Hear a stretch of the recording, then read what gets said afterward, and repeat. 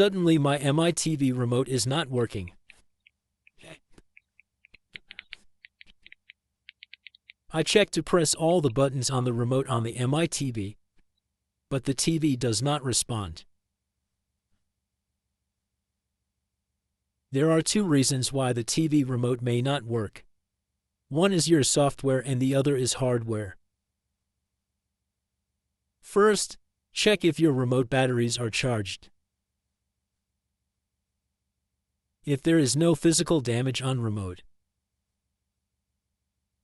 let's see how to solve this problem.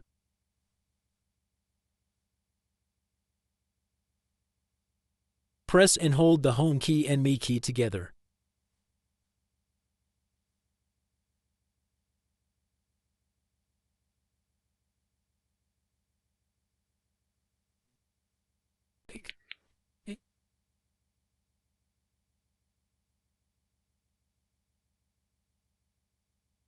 Again, press and hold the Home key and Me key together.